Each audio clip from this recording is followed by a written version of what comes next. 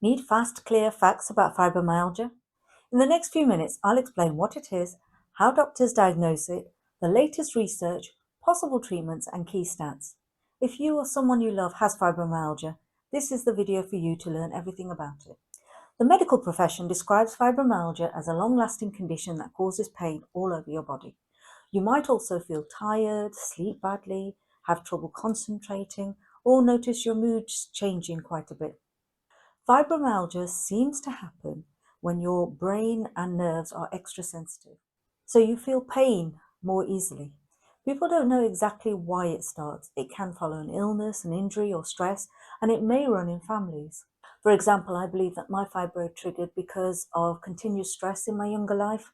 Then an injury on top of that led to irregular sleep, and then my fibro came along. But other people have different stories. Unlike arthritis, fibro doesn't damage joints or tissues, but it can still make everyday life much harder. So how do doctors know that you have it? To diagnose fibromyalgia, doctors don't check tender points anymore. Now they look to see if you've had pain in at least 4 out of 5 large areas of your body, so that could be your torso or your legs, for 3 months or more. They also check for other symptoms like tiredness and fatigue, poor sleep, or brain fog. Fibromyalgia is still what's called a diagnosis of exclusion. That means your doctor will usually run other blood tests and do other checks to rule out any other conditions like arthritis, thyroid problems, or lupus. If no other cause is found and your symptoms match the pattern, that's when they can diagnose fibromyalgia. Of course, getting a diagnosis is only the first step. The big question many of us have is, what's actually happening in the body to cause all these symptoms? That's where the latest research gives us some clues. So what might actually cause fibro? The truth is there isn't one simple answer, but research is uncovering several possible factors. Some studies suggest fibro might involve the immune system. For example, antibodies from people with fibromyalgia have been shown to increase pain sensitivity when transferred to mice. Another study points to immune cells in the blood, called neutrophils, that may contribute to chronic pain. Fibro also seems to involve changes in how the brain and nerves process pain, as I mentioned before. Doctors call this the central nervous system. In fibro, pain signals get turned up too high, so everyday sensations feel more painful. Genetics may also make some people more likely to develop fibro after certain triggers. Some new studies show that tiny brain immune cells, called microglia, may be activated in people with fibromyalgia.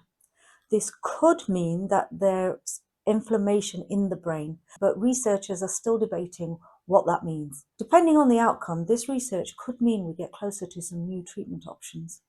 The gut microbiome, the community of bacteria that live in your digestive system, is another area researchers are studying. People with fibro often show reduced diversity of gut bacteria and more pro-inflammatory types. Doctors might call this dysbiosis if you hear them mention that term. This imbalance could contribute to symptoms and might even be a target for future treatments. Many people develop fibro after a major stressor, like an infection or a surgery, injury, or emotional trauma. These events don't cause fibro by themselves, but they can trigger it in someone who's already vulnerable. And I think that's what might have happened to me. So who's at risk of getting fibro? Well, it is more common in women, especially between the ages of 30 and 50, but some men do get it. Having a family history also raises your risk, which points back again to genetics. But there is some hope, and here's something that many people find encouraging. One study in Texas used a special scanner on blood samples and was able to identify fibromyalgia with about 85% accuracy. It's not an approved blood test yet, but if it develops further, it could mean a more straightforward diagnosis in the future and far less uncertainty for patients. The key thing to remember is that fibro is complex. It's likely caused by a mix of these factors, not just one. And while researchers don't have all the answers yet, progress is being made every year. Before we move on to treatments, please take a moment to subscribe so you'll be notified when the next episode of this series is out. That episode will be all about how to reduce the frequency of flares. So what treatments are offered at the moment?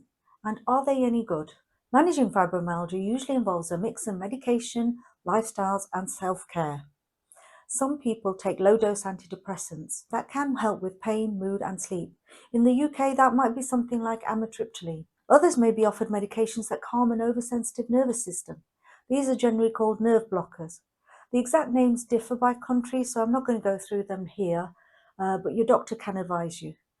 If you'd like me to go deeper into specific meds, let me know in the comments. But non-drug treatments are just as important, including things like gentle, regular movement, like walking or yoga, which can ease pain and help you keep mobile. Talking therapies or counseling to help you cope with the stress and the emotional impact of living with a long-term condition. Good sleep habits and stress control are vital, and they make a big difference over time. Some healthcare providers even run group courses where you can meet others and learn practical techniques like pacing and sleep management. I went on one of those initially and it was quite helpful. Finding the right balance takes everyone time. Everyone's body responds differently. That's why an important part of managing fibro is becoming a lot more observant of yourself, noticing how symptoms show up, what triggers a flare, and what helps you calm things down. The more you understand your own patterns, the more good days you'll have compared to bad. So what are the key facts that you need to know about the condition? Fibromyalgia affects around 4 to 8% of people worldwide. That's over 300 million people. So if you have it, you're definitely not alone. Some people in the past have said that fibro isn't real or it's just caused by depression. I've been told this myself many times, to be honest, but the World Health Organization officially recognized it as a real medical condition back in 1992. So it's not all in our heads. There's no cure yet, but symptom management can greatly improve your daily life. If you think you might have fibro, please see your doctor. They can help you get the right tests, diagnosis, and support. And join community groups like our Wellbeing community page, where you can ask questions and share your experience. That way you don't feel isolated, and we can all learn from one another. Now that you have a clearer picture of what fibromyalgia really is, next time I'll explain what causes fibro flares, so you can start recognizing the triggers and feel more in control. Remember, you're not alone in this. Until next time, be well.